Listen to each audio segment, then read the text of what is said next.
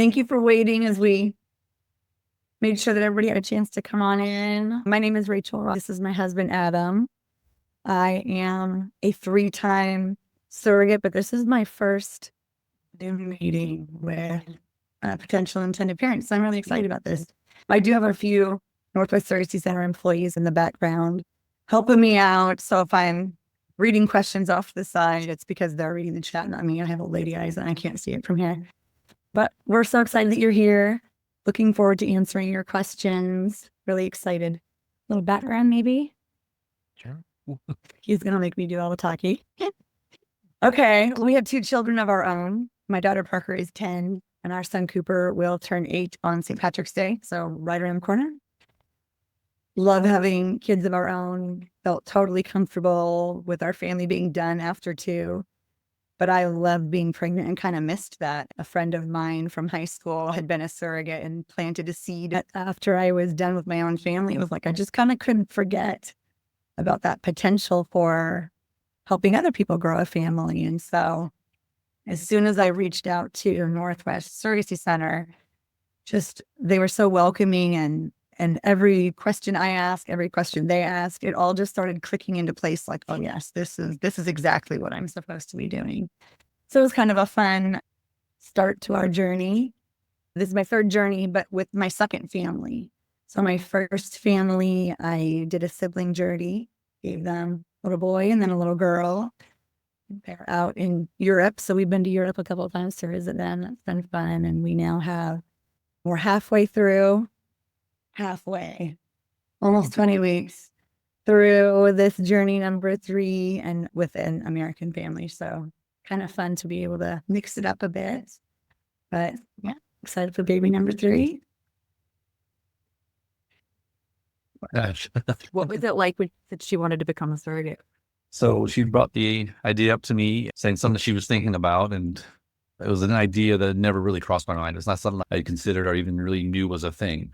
But coming from her, it just wasn't a surprise to me at all. It's something that I knew she has a lot of love to give, and she liked the idea of being able to share that with other families that maybe weren't able to do that for themselves. So from the get-go, it wasn't a difficult concept for me to wrap my mind around. And once the process got started, it all just seemed so natural and easy to go along with. What were you guys looking for in an intended family? We like the idea of having an open, continued relationship after the baby was born. So that was one of our stipulations from the get-go. We like the idea of continued contact with the intended parents, family, and the babies. Yeah, and we have lucked out because that's what we got. Yeah. My big thing was that I don't know how somebody's going to trust me enough to be in charge of their child for that long. Will you be able to trust me? I was pleasantly surprised when we matched with our first family, and that was something that they brought up. Like, we just trust you. You have to be able to trust the surrogate. And if you can't, then this probably isn't right for you. We just know you have 2 healthy, beautiful children, and you managed to take care of them. And I guess that was my one concern. It must be so hard to have to give up that control and know that somebody is holding on to your whole heart. And you don't get to see them every day, but just feel the trust that they've got your back and they're doing this for you. It was nice. I've lucked out that both sets of intended parents have just trusted me from the get-go. And I think that's a beautiful and wonderful thing if you're able to do that. A question came in from Katrina. She said, how would you have felt if your intended parents struggled with trust, but wanted to trust you and needed some help getting there? A great question. I'm a teacher by trade. And so I guess I'm in the business of families anyway. As an elementary teacher, I actually have some experience personally just working through that because it's the same kind of thing. I get the best hours of people's children's day and they have to be able to trust me there. And so I'm very open with communication. And if trust is difficult, I would just make sure that you're open about it. Make sure that you're communicating with your surrogate and say, I want to trust you, but that's hard. I think the more you communicate and the more you get to know each other, you'll kind of form that bond and it will become a little bit easier. So I would just say keeping that communication open and being honest about, I'm trying hard here. And I think it's on the surrogate's plate to make sure that she is helping you and going to be about the relationship between you and the surrogate's family. And the more you can bond with surrogate and her partner and her children, the easier I think it will be for that trust to feel more natural. So a few more questions have come in. One follow-up from the same intended parent. What would have scared you away from an intended parent? Anybody who had a strict list of must-dos, or, we need you to eat broccoli every day because we want our child to eat broccoli. Yeah. And I love broccoli. But, I live my own life as well. We do our best and I do eat healthy, but I'm not a robot either. I'm human. That would have really been hard for me to have somebody come in and say, here's your dietary plan. Oh, no, thanks. Somebody else might be able to, but that would have been a hard task for me. The difference between requests and preferences and restrictions, I guess, would be. Yeah. Open communication. These are things that are important to you. Great. So I need to keep that in mind while I'm working with you. But I need the freedom to be trusted and to take care of your child, following doctor's orders and doing the things recommended for me, but with the flexibility to make it work for me. What type of interactions and frequency of communications have you had with the parents during the pregnancy? And any advice you have for other intended parents? I think communication is key. The more you communicate with your surrogate and her family, the easier the process becomes. I take that responsibility seriously on my end as a surrogate. I make sure that at the very least, I'm sending my weekly bump picture. So for this pregnancy, it's every Wednesday, we hit a new weekly milestone. I like to take a bump picture because it opens that door every week for, just in case you haven't heard from me, I'm still here. I'm still doing great. Here's a cute little picture. And by the end, we'll be able to make a flip book. You'll be able to watch your baby grow. I think open communication in general is key. We've also enjoyed sharing personal aspects of our life as well. Pictures of our kids at their sporting events. Yeah. The intended parents sending those pictures with them hanging out with their nieces and nephews or on vacation and just becoming friends more than partners or anything like that. So that part has been pretty helpful, I think, in the. I would agree. We don't want it to feel like a transaction. We want it to be a friendship. And by golly, that's what it turns into. Let's talk about the birth and also after the birth. Tell us what the birth was like. Where did the intended parents, were they in the room with you? Were you in the room too? Good first because of COVID restrictions. I booted my husband out so that the parents could be in the room. Priorities, right? Yeah, and I agree with that too. I couldn't imagine not having one of the intended parents experience the birth of their child just so I can be in there. That's not across the board though. Some surrogates truly do need their support person. I tend to birth on my own, ignore my support people, which is why I was able to boot my support person out. That is not across the board an expectation to make. I actually think most surrogates need their support person. That's something to keep in mind. They want to get me in there before the birth. I was after the birth. The birth is incredible. Even the hospital staff, it's different with surrogacy. There's more emotion in the room, and the hospital staff who do this all day don't think twice about a baby popping out. There's something special and kind of magical about a surrogacy, and it'll be like tears in everyone's eyes because it's just one of those beautiful moments. Everyone in the room knows intended parents have jumped through all those hoops and waited so long. The surrogate and her family have gone through all the surrogacy things and the whole pregnancy. And it all comes down to this. Oh, I just got goosebumps. It all comes down to just this one beautiful moment. I'm not even really looking at the surrogate, at the baby. I'm watching parents. Yeah. That's who I booked. My big bond is with the parents. And so I'm watching. It was a highlight of the whole thing for me, being in the room to watch the intended parents become parents, like to be there for that moment, to see their faces light up and to see all the emotions roll over their faces when they were handed their babies for the first time. Don't tell my kids, but I think it was the one I had my own. Top secret. My kids are not to know it. What was the first couple days after the birth like? Did you have some postpartum? Did you, mood swings? How did the parents support you? Did they come say hi to you? Did you pump breast milk? Did you get to hold baby? Did your kids get to? Well, when baby's first born, it's unfortunate that the first person to hold baby is me because the umbilical cord is attached. So that always has bothered me, but it has to be, right? You can't move baby until we're not attached to each other anymore. Initially, once the cord is cut, the parents kind of scooched off to the other side of the room. I'm not done. I still have to deliver placenta and things, so I don't actually even know what goes on. I just fell out of it at that point. But really, once we've all settled in, calmed down, I did pump breast milk for my first 2 journeys. We haven't decided yet with this one if I will. But because of pumping breast milk, I was delivering it as it was coming. I also kind of lucked out, in my opinion, that because my family that I worked with originally was international, they couldn't leave the country until they had a baby's passport. So it was awesome. I'm sure they wanted to just come. We had weeks where they were stuck in the area until they had passport to head back to Europe. And we loved it. We got together, even if it was just for a short time, almost every day. Lots of baby snuggles. The meals together. My kids doted over their family. Those were some very cool and bonding moments, but never did baby feel like part of our family. It was more, I feel like more anti-status, you know? I care about this child. I would even say I love this child, but not like I love my own children. It's very similar to how I feel as an aunt. When my nieces and nephews were born, I couldn't wait to hold them and snuggle them and do all the things, but I never wanted to keep them. It was the same kind of feeling. Yeah, from the beginning, we knew what the situation was. So for me, it wasn't the attachment part was the difficult thing to worry about, because we just knew from the get-go, this is someone else's baby. As soon as the baby is born, here's your baby. And we get to enjoy fun uncle status, play with the kid and enjoy and everything. Yeah.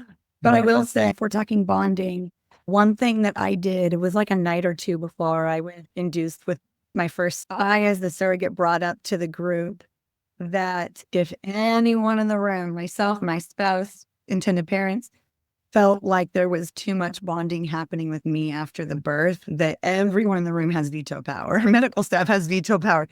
And it kind of took away that pressure. I was not worried that I was going to overbond, but I know that wonder is there if you've never been through the process. I feel like having that conversation beforehand made it so much easier. And then we didn't have to worry about it. It didn't even come up. But knowing that everybody in the room kind of had that veto power to say, I think that we need some space or something, was a huge relief, and it made the birth less stressful. Even with our kids, they seem to understand surrogacy from the get-go. We explained it early on. We had a few books, bedtime stories that explain the scenario from other people's perspectives. So they never really had a question about, is the baby going to stay with us after or anything like that. They always seem to be aware. Yeah.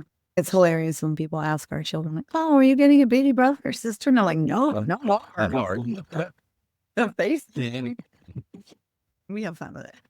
Was there anything that the intended parents did that made you feel especially comfortable during the birth or right after? During the birth, they were very quiet. Birthing is hard. All of my births have been unmedicated. So I do kind of go internal. I need to focus. During that process, the most helpful thing was that they were respectful of my space. It would be really hard to have somebody talking and joking while I'm doing the hard stuff. They focused on me and followed my mood. And if I got quiet, they got quiet. That was very helpful. Afterward, it was all just one big celebration. Everything was wonderful. They didn't need to do anything specific to make it an awesome moment. Was there anything postpartum that they did that made you feel supported? They made us a couple meals, which was wild. You have this new baby you're taking care of. That is not an expectation. But they did. They came with meals a couple times. I'm not up and around and Doing dishes in our house. I mean, if we went to them, we all worked together. If they came to us, it was like our families blended temporarily for the evening. We took turns making dinner for each other. We planned dinners together. They were playing Legos with our kids. And if we were cooking, then they were entertaining our kids. It all felt so natural. How did your relationship develop after the birth? Like, how often are you guys in touch? And do you feel like it takes effort to keep that relationship going? In the beginning, we were in touch a lot. That first year, all those milestones, our intended parents, you know, my original hope was like, maybe I'll get a Christmas card. And I didn't realize how much I would bond with the intended parents. And as a family, as babies born, it definitely became more, we just kind of automatically, when exciting things happen for our family, they're just kind of extended family. So we just want to share that with them. So when our kids are playing sports and we catch a cute picture, we're going to send it to them. When we buy a new house, we send them all the, you know, and they kind of do the same thing. We followed them through their house buying process and get to see pictures of them with their cousins. Oftentimes it's pictures or just checking in. How are you? We've also flown out to Europe twice to see them. We went out for each babe's first birthday. And not that that's the expectation, but it's just how it naturally, that's the kind of friendship we've built. Really good reason to travel. Oh, yeah. Just for clarity, did you help the same family twice and now you're helping a new family? Yes, I did a sibling journey for the first family. So they had a little boy, and then I work at the same family back to back. They have a little girl now. And I thought I was done, but apparently I'm addicted. And You actually said you were done. No. I know. And I went back to my husband like, this is ridiculous, but I think I want to go again. I was shocked. He was like, yeah, go. It was Not surprised. win for every family. It brings joy on all sides. Yeah, I mean, they're lifelong friends. They're not just extended family. Yeah. Like, And now we have it. So did the surrogacy process impact your life significantly as in that day-to-day living? just as much as having a pregnant wife, but sometimes she's a little tired and have to cook dinner right when I get home from work. But yeah, Yeah. not any strange amount, the normal amount of having a pregnant wife in your house. Yeah. Well, the first trimester means I don't do any extra. He picks up the slack. Maybe a especially, couple extra trips to Dairy Queen. it's needed. What were some of so when you came back for another surrogacy, what are some of the key factors that you were thinking of about the next family you wanted to work with? What did you tell Northwest Surrogacy Center? Well, I said, boy, you have big shoes to fill because we got amazing intended parents. So many incredible intended parents come through Northwest Surrogacy that they didn't have a hard time finding another family. I don't compare the two families. They're different, but it's the same feeling. The first half of pregnancy is more getting to know each other. And as the pregnancy goes on, it gets easier and feels more comfortable so that hopefully by birth, you just know them and you'll feel really comfortable with them. So yeah, I didn't have any special requests. I just knew how amazing this process could be and thought I could do one more. And obviously, we wanted intended parents that wanted to maintain contact after the birth. Yeah, that was still a prayer. So a lot of we have a lot of questions coming in about, they want to know what some of the hard stuff. Did you have any hard moments with the intended family or surrogacy in general? I haven't had any hard moments with my intended family. The first journey, COVID hit right at 11. So we weren't able to see them in person until the very end. That was difficult, but that was no one's fault. That was just life circumstances. The surrogacy is more difficult in that IVF was new to me, and IVF is brutal. There's no sugarcoating it. Daily injections leave painful knots, and it's hormones that make you cray. I thought I did a pretty good job of keeping it pretty toned down, but I mean, it's pumping me full of hormones, and the hormones work, and it's worth it in the long run. But IVF is hands down my least favorite part. It's hard. There's no fun bump. There's no kicks that you get to enjoy. There's no fun. You're just like doing the grind before you get to the fun stuff.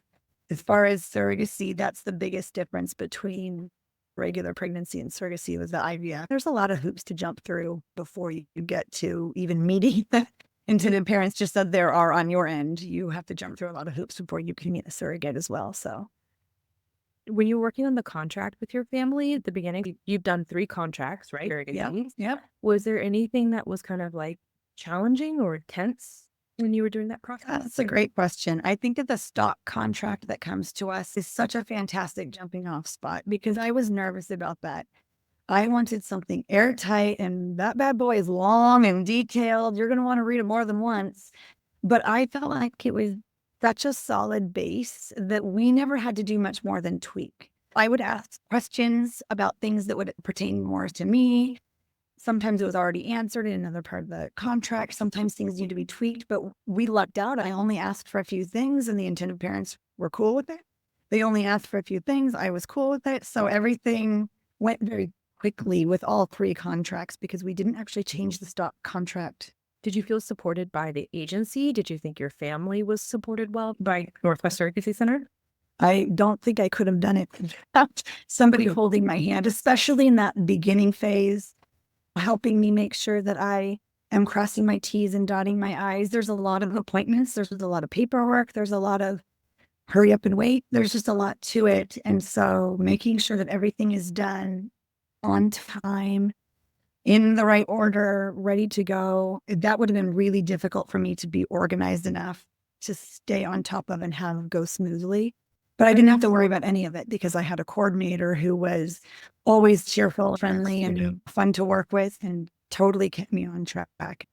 How long did it take between when you contacted the agency and you got matched with the family? How many months of screening? August to January, so a few months. It was actually pretty quick. Any advice you would give to an intended family starting out this process or getting matched soon? You know, when it comes to children, flexibility is the main thing. And that never happens. I imagine that when my children are 50, it'll still be the same. Just be able to go with the flow. Take things as they come, make decisions together, and work with your surrogate. I think if you have a question, ask it. If you're wanting to know something and getting frustrated, open communication is key. Bring up concerns early so they can be addressed. It's good practice for having babies. Nothing goes quite like you thought it would, but it's all okay. Somebody asked how often you provide postpartum advice to your intended parents. Was there any advice you were bestowing upon them about caring for a newborn? We kind of accidentally did just when they would visit and I would be parenting and they'd be watching. And I've had them say things like, I'm writing that down. Yeah. What did you say? Just some of the phrases that I would use. As an elementary teacher, I have quite a bit of training on how to word things, and love and logic. I would write that down because I don't know how anybody can parent without it.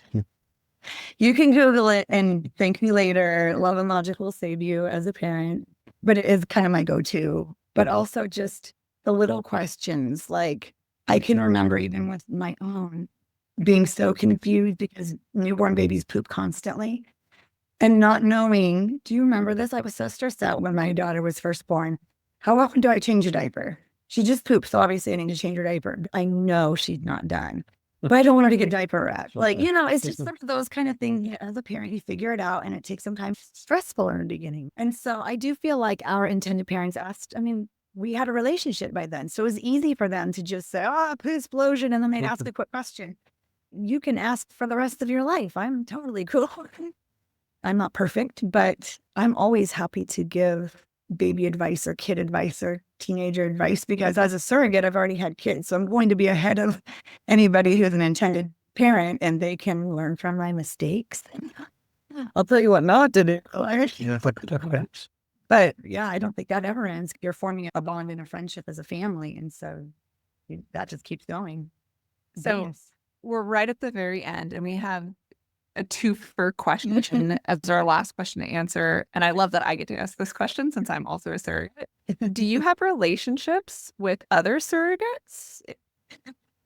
I do. And it's funny how I didn't think of surrogacy as being super common, but I work with other teachers who were surrogates. So we didn't know it until, it's funny how I will just randomly bump into people and I might be wearing a surrogacy t-shirt because they'll give swag, or somebody will mention the bump once you get bigger and, oh, it's not mine. Oh, I was a surrogate too. It's amazing how often I bump into people who are surrogates, and there is an instant bond when I meet somebody who is a surrogate.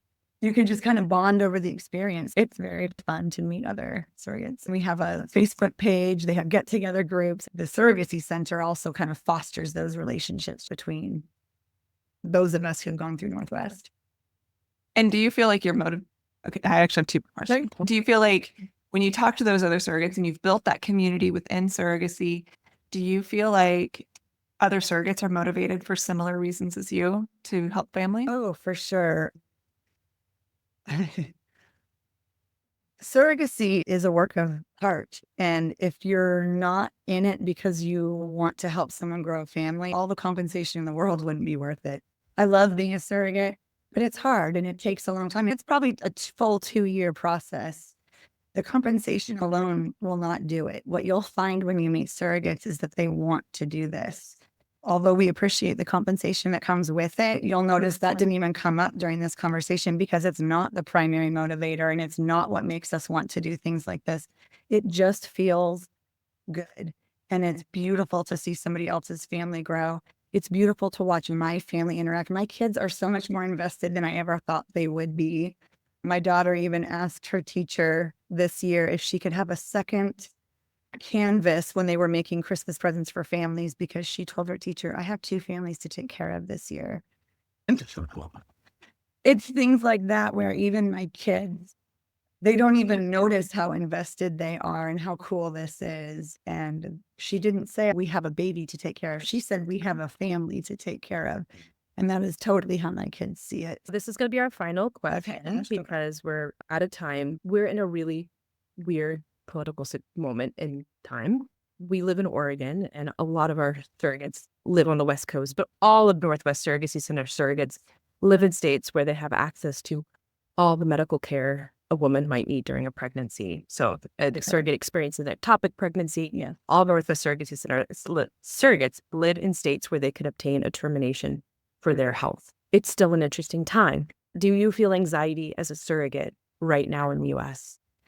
Honestly, there are so many things that I could be worried about, but I find my job when I'm pregnant, my job is to let it go. That's the name of the game.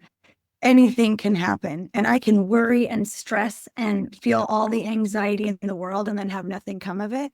And that was for nothing. Or I can let it go. And if something comes up, then we deal with it when it comes up. My job is to be low stress, because if I'm low stress, baby's low stress, and that's my role. So we're flexibility. We're rolling with it. We're going with it. And as things happen, we'll shift and pivot. That's life. So I guess that's how I'm doing it. Thank you both so much. Thanks, Brandon. All right. Have a good day, everybody.